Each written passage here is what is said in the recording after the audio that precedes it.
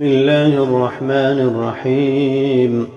يا بني إسرائيل اذكروا نعمتي التي أنعمت عليكم وأوفوا بعهدي أوف بعهدكم وإياي فارهبون وآمنوا بما أنزلت مصدقا لما معكم ولا تكونوا أول كافر به ولا تشتروا بآياتي ثمنا قليلا وإياي فاتقون ولا تلبسوا الحق بالباطل وتكتموا الحق وأنتم تعلمون وأقيموا الصلاة وآتوا الزكاة واركعوا مع الراكعين أتأمرون الناس بالبر وتنسون أنفسكم وأنتم تتلون الكتاب أفلا تعقلون واستعينوا بالصبر والصلاة وإنها لكبيرة إلا على الخاشعين الذين يظنون أنهم ملاقو ربهم وأنهم إليه راجعون.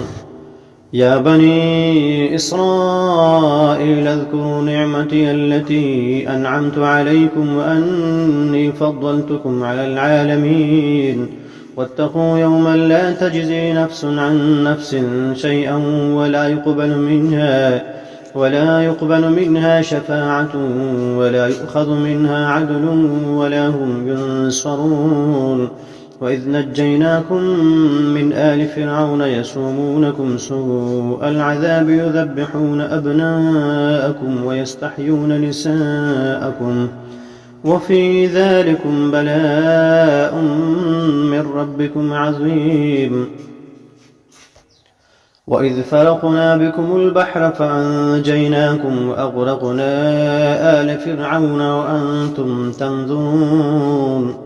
وإذ واعدنا موسى 40 ليلة ثم اتخذتم العجل من بعده وأنتم ظالمون ثم عفونا عنكم من بعد ذلك لعلكم تشكرون. وإذ آتينا موسى الكتاب والفرقان لعلكم تهتدون. وإذ قال موسى لقومه يا قوم إنكم ظلمتم أنفسكم باتخاذكم العجل فتوبوا إلى بارئكم فاقتلوا أنفسكم ذلكم خير لكم عند بارئكم فتاب عليكم إنه هو التواب الرحيم. وإذ قلتم يا موسى لن نؤمن لك حتى نرى الله جهرة فأخذتكم الصاعقة وأنتم تنظرون ثم بعثناكم من بعد موتكم لعلكم تشكرون. وظللنا عليكم الغمام وأنزلنا عليكم المن والسلوى كلوا من طيبات ما رزقناكم وما ظلمونا ولكن كانوا أنفسهم يظلمون.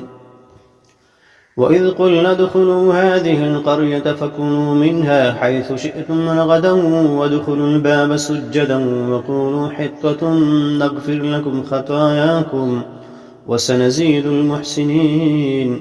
فبدل الذين ظلموا قولا غير الذي قيل لهم فأنزلنا على الذين ظلموا رجزا من السماء بما كانوا يفسقون.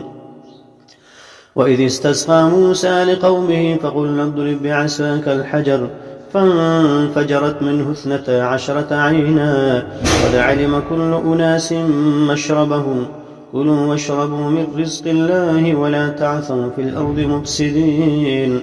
وإذ قلتم يا موسى لن نصبر على طعام واحد فادع لنا ربك يخرج لنا مما تنبت الأرض